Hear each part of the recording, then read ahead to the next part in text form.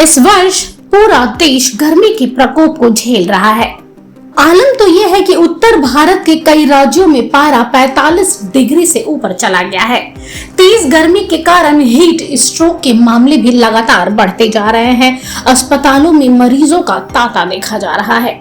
तापमान के बढ़ने से हीट स्ट्रोक के मामलों में इजाफा हो रहा है। बीते कुछ दिनों में राजस्थान से लेकर दिल्ली में हीट स्ट्रोक से कई मौतें हो गई हैं। राजस्थान में तो लोगों को पापड़ और रोटी सेकते हुए देखा जा सकता है। वैसे भी राजस्थान में गर्मी आम शहरों से ज्यादा पड़ती है, लेकिन इन दिनों इतनी भीषण गर्मी है कि लोग वहां पर रोटी और पापड़ को जमीन पर ही सेक ले रहे हैं। राजधानी का भी कुछ यूं ही आलम है। राष्ट्रीय राजधानी में कई लोगों की मौत हो गई है भीषण गर्मी से।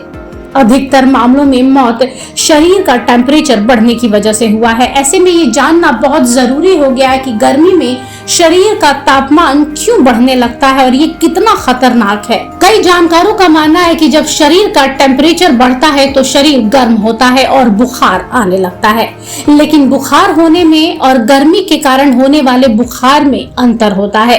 अगर शरीर का तापमान 98.6 डिग्री फ़ारेनहाइट है तो ये नॉर्मल माना जाता है, यानी कि आम है। लेकिन अगर ये 100 या 102 तक जाता है तो इसे फीवर कहते हैं। आमतौर पर सर्दियों और गर्मियों का इतना तापमान होने पर बुखार कहलाता है, लेकिन अगर गर्मियों के मौसम में शरीर का तापमान 103 डिग्री या उससे ऊपर जाने लगे तो ये खतरनाक हो सकता है। कई जानकारों का ये भी कहना है कि शरीर को ठंडा रखने के लिए कूलिंग सिस्टम काम करता है। जब बाहर गर्मी बढ़ने लगती है तो शरीर का तापमान भी बढ़ने लगता है। इस दौरान ब्रेन टेम्परेचर को कंट्रोल करने की कोशिश करता है। इस दौरान शरीर में मौजूद ग्लैंड पसीना छोड़ना शुरू कर देते हैं।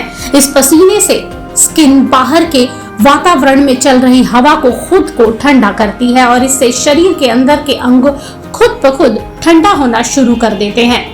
लेकिन जब गर्मी बहुत ज्यादा होती है और पसीना बहुत ज्यादा निकलने लगता है तो इससे शरीर में सोडियम की कमी होने लगती है और इसका असर शरीर के कई अंगों पर पड़ता है। इसका सबसे ज्यादा असर स्किन पर होता है और स्किन पर लाल चकत्ते या दाने दिखने लगते हैं।